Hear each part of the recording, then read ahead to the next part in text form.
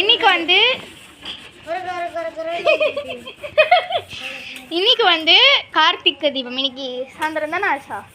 Technique கண்டுபிடிச்சிருக்காங்க, அது உங்களுக்கும் சொல்கிறேன்னு சொன்னாங்க, அதனால கேட்க வந்திருக்கும். கேட்கலாம். அந்த பேஸ்ட் என்ன பேஸ்ட் அது கொஞ்சம் சொல்லுங்க. காஞ்சி போன எலுமிச்சம்பழம். ஒரு நிமிஷம் இரு வரேன். வேஸ்டா போன எலுமிச்சம்பழமா? ஓகே. கடகடன் பசிக்குதா? கடகடன் பசிக்குதா? புளிச்ச இட்லி மாவு தான். இட்லி மாவு, புளிச்ச இட்லி மாவு. அப்படி இல்லைன்னா தயிர். தயிர் எது வேணும்னா ஓகே. அப்புறம் புளிச்ச தயிர். அப்புறம் அதான் அது கூட ஏதோ கொஞ்சம் மிக்ஸில போட்டு அடிச்சு. மிக்ஸி வேஸ்ட் ஆயிடாதா? இதெல்லாம் நான் கேட்கல, கீழே கமெண்ட்ல கேட்பாங்க, அதனால இப்பயே கேட்டுக்கிறேன். Mixie waste ஆயிடாதா? கட் பண்ணி போடணும். எத்தனை பீஸா கட் பண்ணணும்? அதான் உங்க மிக்ஸியை பொறுத்து. ஓகே, மிக்ஸியை பொறுத்தா? ஓகே, அவ்வளோதான். போட்டு கட் பண்ணி போட்டு இப்படி பண்ண பளிச்சுன்னு. அது எப்படிங்க பச்சை கலர்ல வரும்? இது பச்சையா இருக்கிற எலுமிச்சம்பழம்.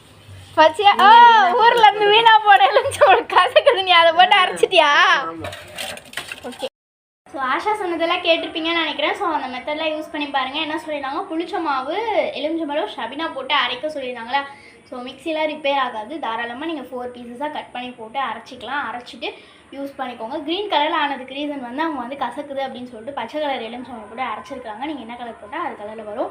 ஸோ கண்டிப்பாக இந்த மெத்தட் யூஸ் பண்ணி ட்ரை பண்ணி அரைச்சி போட்டு ஏதாச்சும் தேய்ச்சி கழுவி பாருங்கள், சூப்பராகவே போகும். ஸோ இந்த வீடியோ பார்த்ததுக்கு ரொம்ப நன்றி. லைக் பண்ணி, ஷேர் பண்ணி, கமெண்ட் பண்ணி, சப்ஸ்கிரைப் பண்ணுங்கள். தேங்க்ஸ் ஃபார் வாட்சிங். Bye guys.